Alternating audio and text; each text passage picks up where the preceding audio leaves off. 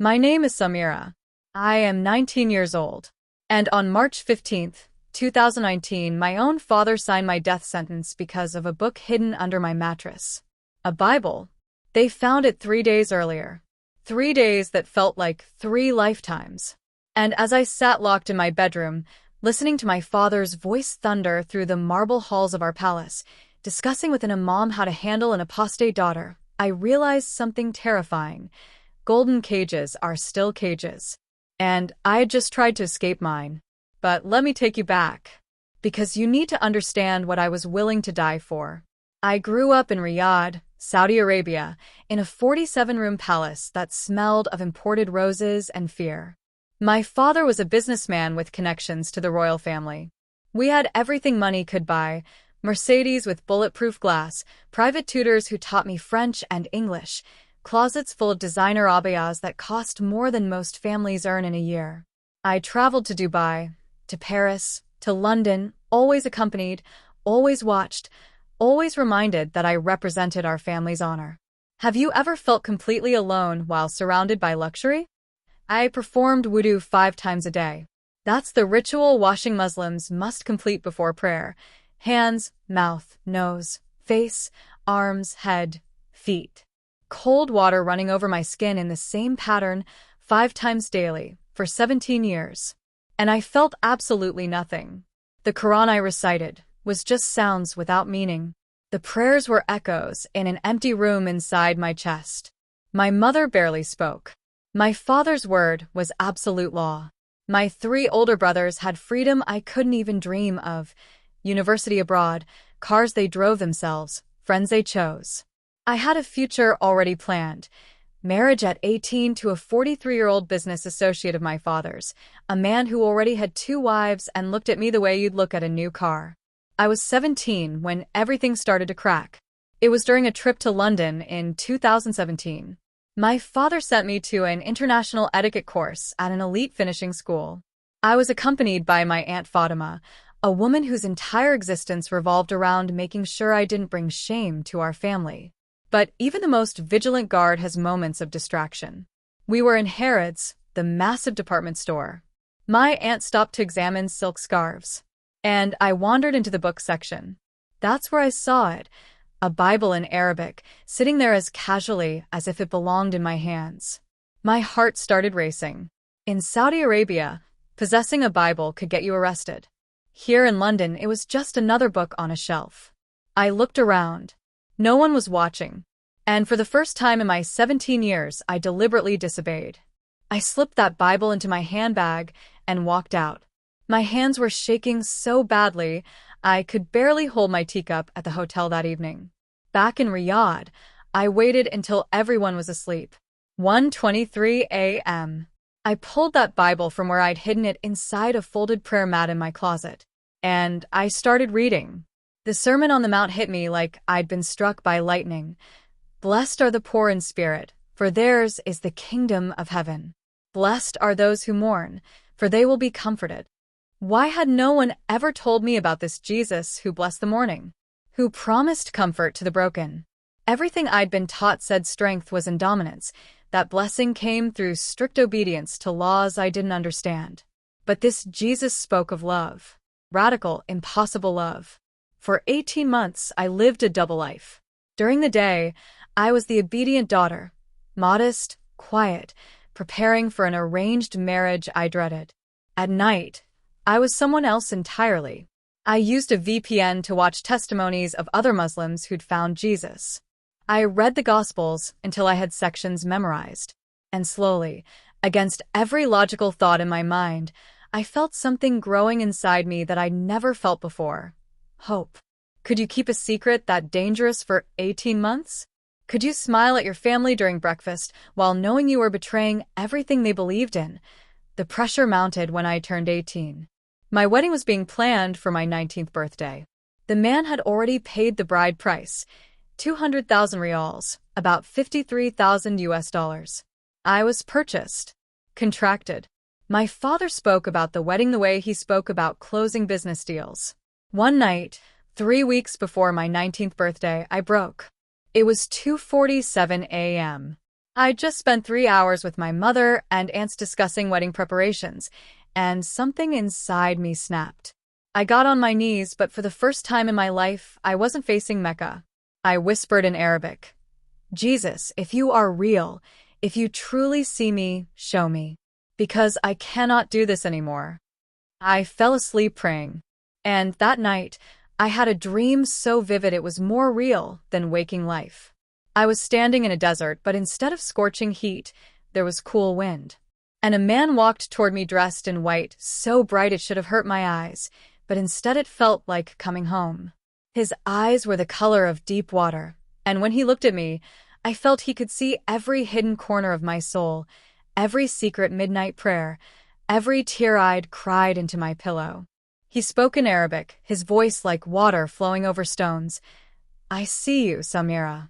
I know you, and you are mine. I woke up at exactly 3:33 a.m. And I knew, not hoped, not believed, I knew, Jesus Christ was real, he was God, and he had just claimed me as his own. From that moment, I wasn't just curious. I was converted, and I knew what it might cost. For 3 months, I carried this secret like carrying fire in my bare hands. The joy was indescribable, but so was the fear. I started praying to Jesus instead of performing salat, the mandatory Islamic prayers. I read my Bible every night, and I made plans. Maybe I could escape during the wedding, maybe I could run to an embassy, maybe. But I made one fatal mistake. It was March 12th, 2019, 3 days before my life exploded. I was rushing to get ready for a family gathering, and in my haste, I shoved my Bible under my mattress without making sure it was completely hidden. One corner stuck out. Just one corner. Maybe 2 inches of exposed leather. Our Filipina housemaid, Lucia, found it first. She was a secret Christian herself, terrified and hidden. She tried to warn me, her eyes wide with panic, but it was too late. My oldest brother Khalid walked into my room to tell me something, saw her strange expression, and looked where she was looking. Everything moved in slow motion. He pulled the Bible out, stared at it, looked at me, and I saw his face transform from confusion to horror to rage in less than 5 seconds. What is this? His voice was barely a whisper. What could I say? I'd been caught. The evidence was in his hands. It's a Bible, I said. My voice was steadier than I expected. Within an hour, my father had summoned a family council. Me, my parents, all 3 brothers, my uncle who was an Islamic judge, and Imam Abdullah from our mosque. I was brought into our main receiving room, the one with Italian marble floors so polished you could see your reflection, and made to stand in the center while they sat around me in a semicircle. My father's voice was ice. Is it true? Have you betrayed Islam? Here's what you need to understand. In that moment, I could have lied. I could have said my brothers planted it, that I was holding it for someone else, that I was studying it to better refute Christianity. I could have saved myself. But when I opened my mouth, different words came out. I found the truth. I found Jesus. The silence that followed was worse than screaming. My mother started weeping. My uncle's face turned red. And my father stood up, so fast his chair fell backward. You will recant, he said. You will burn that book. You will marry in 2 weeks as planned. And you will never speak that name again. I can't, I said. And I meant it. I'd rather die knowing Jesus than live my whole life without him. My father's hand moved so fast, I barely saw it. The slap knocked me sideways. And then I was being dragged to my room, the door locked from the outside, my phone confiscated, even the bathroom window screwed shut. For 3 days, I lived on water and stale bread pushed under the door. I could hear muffled conversations through the walls. I heard my father on the phone with the imam discussing fatwas, religious rulings on how to handle apostasy within a family. I heard my mother crying and my brothers arguing about what to do with me. On the 3rd night, my father made his announcement loud enough for me to hear through the door. She is dead to this family. Tomorrow, at dawn, we handle this. Let me ask you something. What would you be willing to die for? Not theoretically. Actually die for. because I spent that entire night knowing I probably wouldn't see another sunset. But here's the strangest part. I felt peace. Supernatural, impossible peace. I prayed to Jesus, and instead of terror, I felt his presence so strongly. It was like he was physically in that locked room with me. I used a bobby pin to scratch a final message into the wooden underside of my dresser drawer, hoping someone might find it someday. Jesus is Lord. He is worth it. Signed, Samira. At 4:47 a.m. on March 15, 2019, my brothers unlocked my door. Khalid and Ahmed, both of them avoiding my eyes. They walked me downstairs through our silent house, past our sleeping servants, past family photos that still included me, but soon wouldn't. They put me in a black SUV with tinted windows. No one spoke during the drive. We headed north out of Riyadh into the desert, the landscape turning from city to emptiness. 54 kilometers out, then 87 kilometers. The sun was starting to paint the horizon orange and gold, the temperature already climbing to 32 degrees Celsius even before full dawn. We stopped in the middle of absolutely nowhere. Sand in every direction.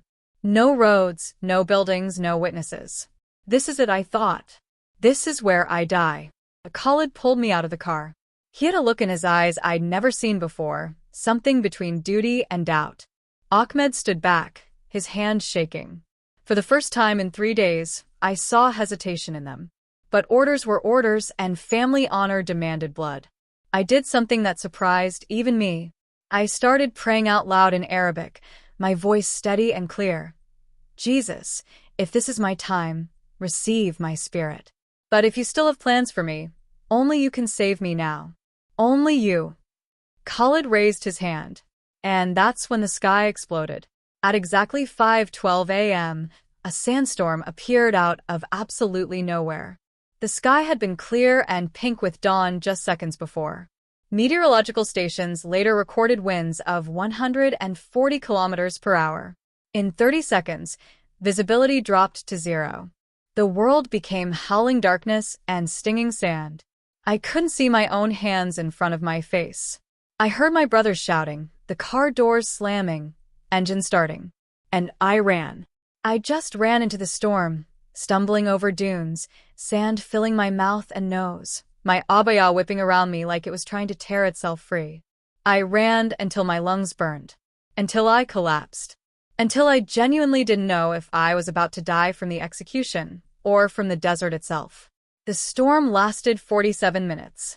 When it finally died down, I was alone in an ocean of sand, completely disoriented, no idea which direction led to anywhere. The sun was climbing higher. I had no water. My lips were already cracking. I thought, God saved me from my brothers only to let me die of thirst? I walked for what felt like hours, but was probably 45 minutes.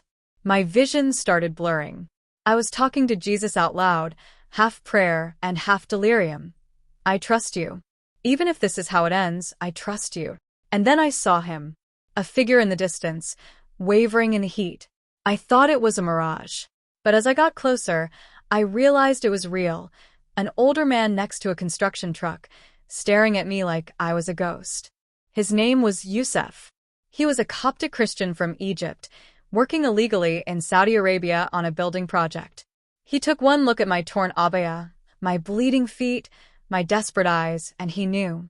He didn't ask questions. He just said in Arabic, "Get in the truck. Now." He gave me water that tasted like life itself. He gave me bread and dates. And he told me, there's a network. Christians helping Christians escape. I'll get you to the first link in the chain. Within 48 hours, I was smuggled out of Saudi Arabia, hidden in the back of a delivery truck to Bahrain, then a cargo ship to Jordan, then overland to a Christian refugee camp in Lebanon. I never saw my family again. I don't know if they think I died in that desert or if they know I escaped. I don't know if they're looking for me or if they've erased me completely from their history. But here's what I do know. I lost a father who wanted to kill me, but I gained a father who died to save me. Today, I live under a new name in a country I can't reveal for security reasons. I work with a ministry that helps women escaping religious persecution. We use encrypted platforms and VPNs to reach Muslim women all across the Middle East, women just like I was, trapped, hopeless, desperate for something more than the life they've been told they must accept. Every week, I hear from women who've had dreams of Jesus. Every month, someone finds the courage to leave everything behind. And every single one of them makes every second of terror I lived through worth it. There are millions of secret Christians in the Middle East right now living exactly what I lived, risking everything, choosing Jesus even when it costs them their families, their safety, their very lives. So let me ask you, what are you willing to sacrifice for your faith? I risked my life for a relationship with Jesus that was only months old. You who have known him for years, maybe your whole life, what are you risking for him? If Jesus can turn a sandstorm into a rescue mission, if he can use a random Egyptian construction worker as an angel of deliverance, if he can save a Saudi girl marked for death by her own father, then he can handle whatever impossible situation you're facing today. The question isn't whether God can use your life for his glory. The question is whether you're willing to surrender everything to him, no matter what it costs. Because I promise you this, he is worth it. Every sacrifice, every loss, every terrifying step into the unknown. He is always, always worth it.